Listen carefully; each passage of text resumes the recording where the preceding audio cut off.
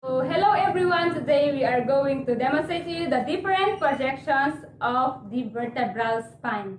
So I have here Jocelyn, my patient for today. And the first projection that we are going to demonstrate is under the cervical vertebra. And the first projection is the AP projection fax method. In this projection, we use to show the dents when its upper half is not clearly. So the position of the patient here is in supine position. So, higa po tayo, ma'am. Both arms of the patient should place at the side of the body. In cervical vertebra, 8x10 cassette must be used, and it must have the primary and secondary marker, wherein the primary marker should place at the right side of the patient and the secondary marker should serve as the reference point.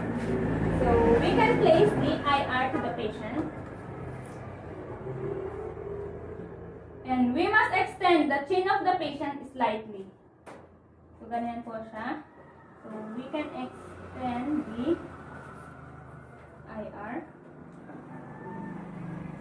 And in placing the IR, we must ensure that the midpoint of the IR is at the level of the mastoid tips. So, dapat naka-level po siya. And the central ray that we are going to use in this projection must be perpendicular to the midpoint of the IR. So, ganyan po siya. Perpendicular po siya. So, in this projection, AP projection fax method, this projection shows the structure of the dent lying within the circular foramen magnum. So the next projection is AP projection open mouth. So in this projection, it is for the demonstration of the C1 and C2. Still, the position of the patient here is supine position. So, higa po tayo ulit, ma'am. And we must locate the upper incisor and the mastoid tips of the patient. So, the upper incisor, we can locate it here, and the mastoid tips we can locate it here. So, we must ensure that the upper incisor of the patient and the mastoid tip of the patient should be in a vertical. So, ganyan po siya. Vertical po sila. And still, 8x10 cassette must be used. So, we can place the IR to the patient. And in placing the IR, we must ensure that the center of the IR is at the level of axis. So, we can adjust. And the patient should open her mouth as wide as possible. And the patient should phonate softly to ensure that the tongue of the patient should place at the floor of the mouth.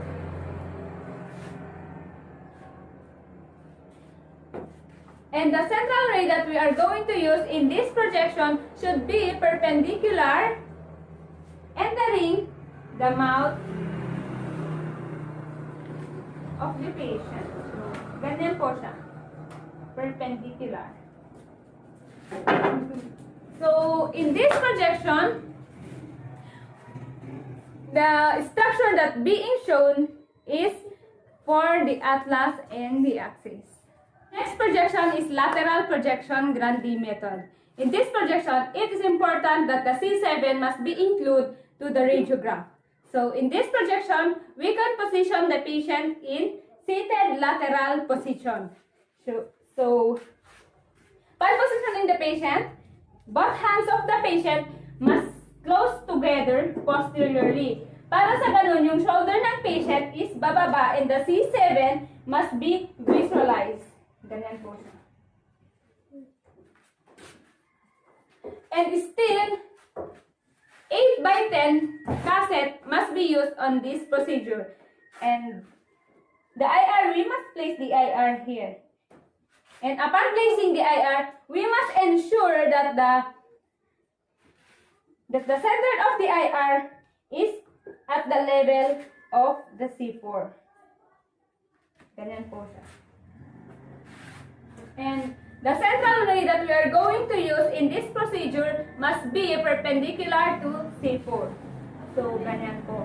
And 72 SID must be used in this procedure. Para sa ganun, the C7 is included on the radiograph.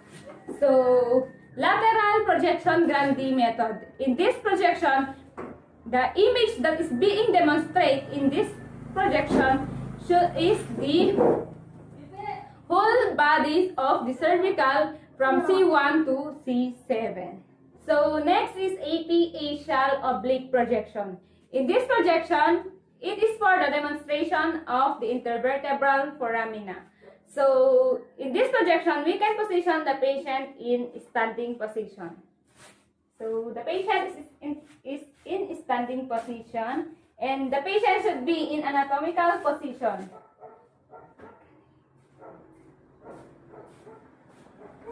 Anatomical position. In this procedure, left side of the patient is the part of being examined. So, left side, and this left side should in contact to the IR. So, we can rotate the patient in 45 degrees. So, 45 degrees. So still we can use 8x10 cassette, and it should have a primary marker and secondary marker.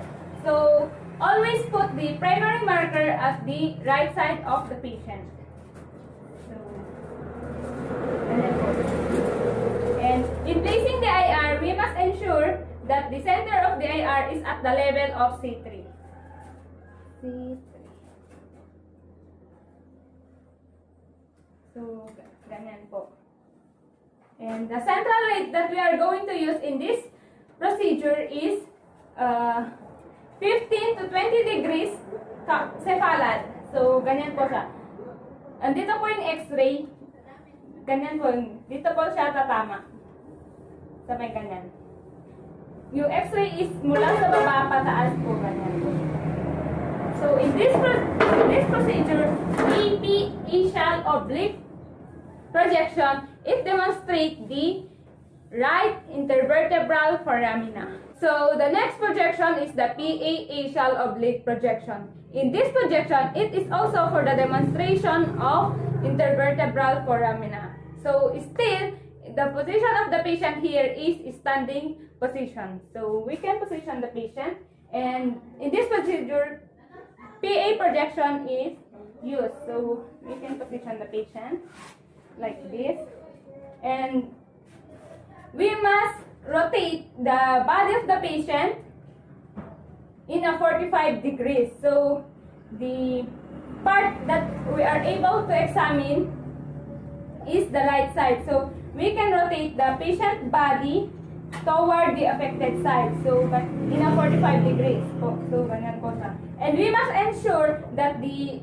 neck of the patient should rotate slightly. So, ganyan. Rotate slightly. And in placing the IR, we must ensure that the primary marker should place at the right side of the patient.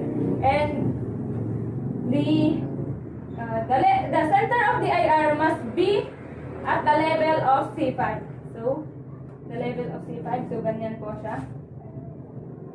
And in this procedure, the central ray that we are going to use is 15 to 20 degrees caudad. So, this is the X-ray. Dito po nagmula ang X-ray, papapa po ng ganyan. 15 to 20 degrees caudad. So, in this procedure, PA axial oblique projection, this is for the demonstration of the right intervertebral foramina. So, the next projection is under the thoracic vertebra. So, the first projection is AP projection. Wherein, in this projection, we can position the patient in supine position. So, higa po tayo, ma'am.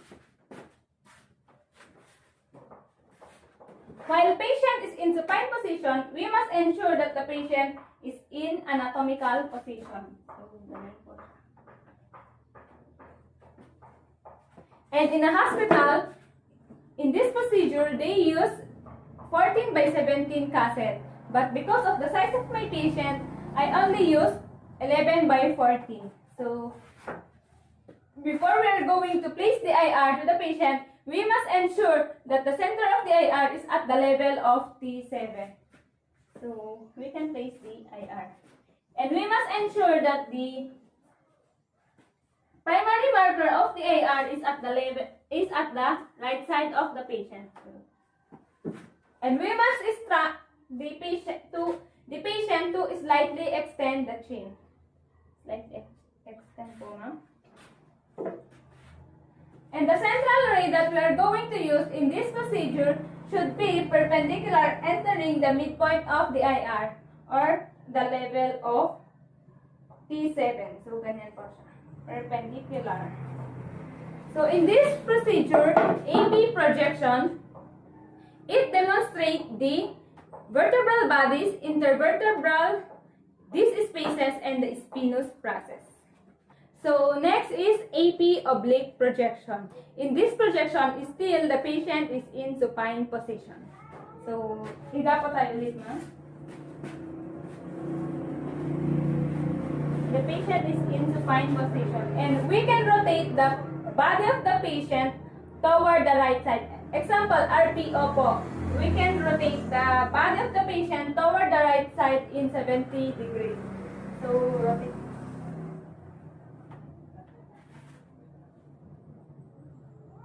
Degrees. And we can flex the arms of the patient toward the head. Ganyan po. Para hindi po siya included sa radiograph. So, ganyan po. In the procedure of the thoracic vertebra, we must ensure that graded cassette should be used. So, we can place the IR at the level of T7. So, we can place the IR. Angat pa tayo ng konti, ma'am.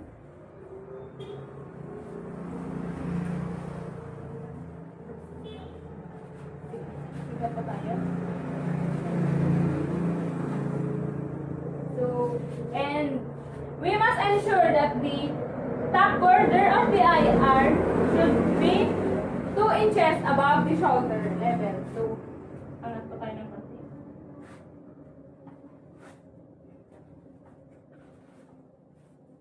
Ganyan po siya. 2 inches above. So, in this procedure, the central ray that we are going to use should be at the level of T7. So, ganyan po. T7. So, in this procedure, this AP oblique projection, it will demonstrate the left zygapophyseal joint of the patient. So, the next projection is under the lumbar spine naman po. So, the next projection is AP projection. Wherein, in this projection, we can position the patient in supine position. So, higa po tayo, ma'am. Elbow of the patient should be flexed toward the chest. And the knees of the patient should be flexed to reduce the curvature of the lumbar spine. So, flex pa natin.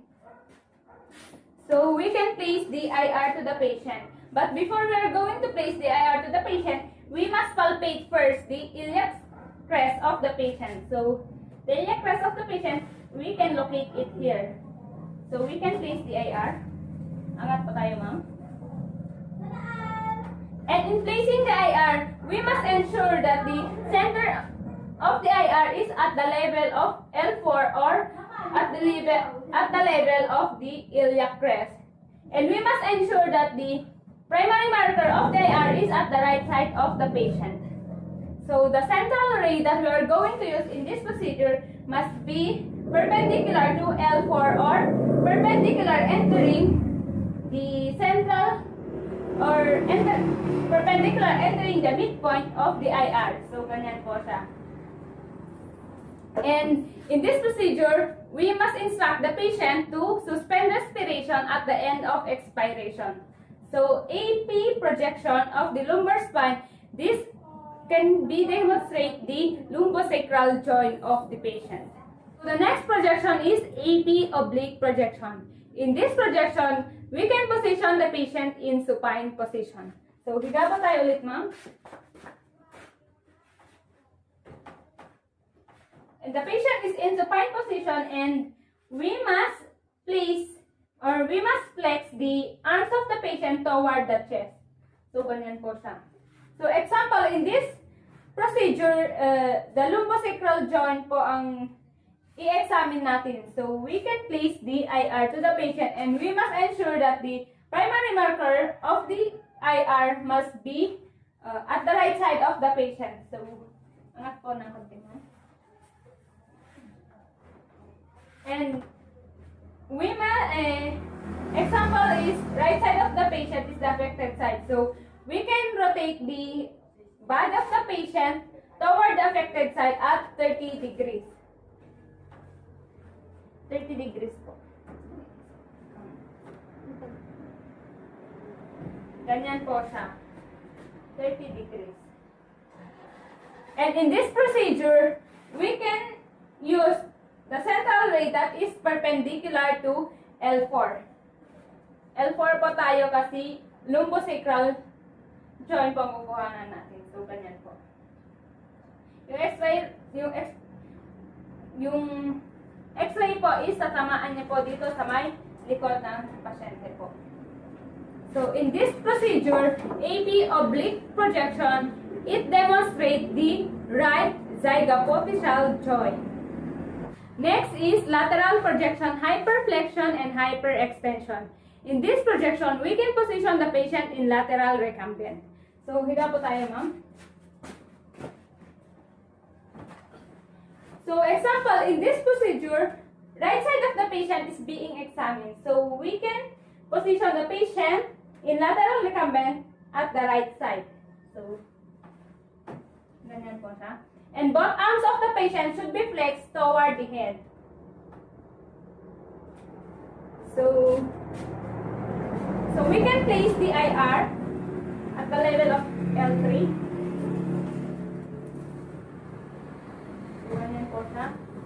And the both knees of the patient should be flexed near the chest.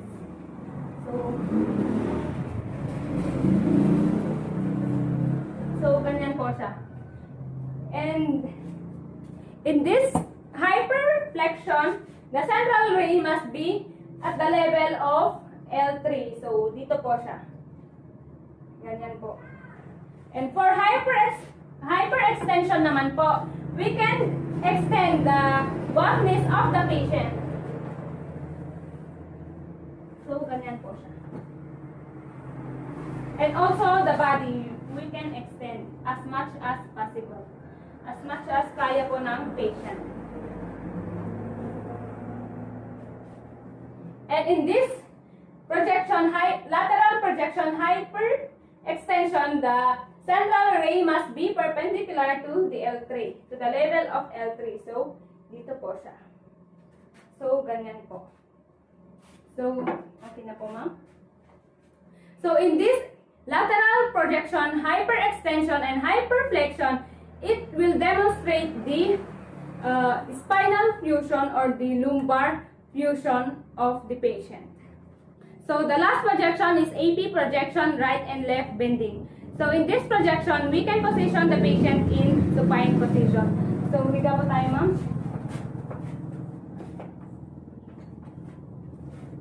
In this procedure, first we are going to demonstrate is the right side or right bending. So, we can instruct the patient to cross the right foot toward the left. And the arm of the patient should be flexed toward the head. And we must bend the body of the patient as much as possible. So, bend po natin, ma'am. So, So, ganyan po siya. Sige po. So, we can place the IR to the patient and we must ensure that the center of the IR is at the level of L3.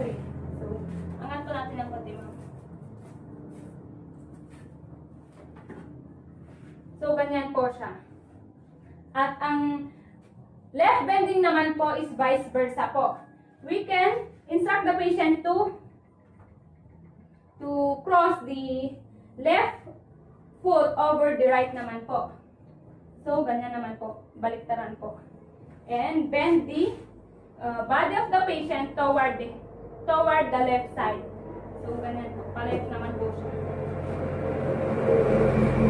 So, ganyan. This is for AP projection, left bending po. Kanina naman po is right bending. So, in this procedure, the central ray must be perpendicular to the level of L3 or to the midpoint of the IR. So, ganyan po siya.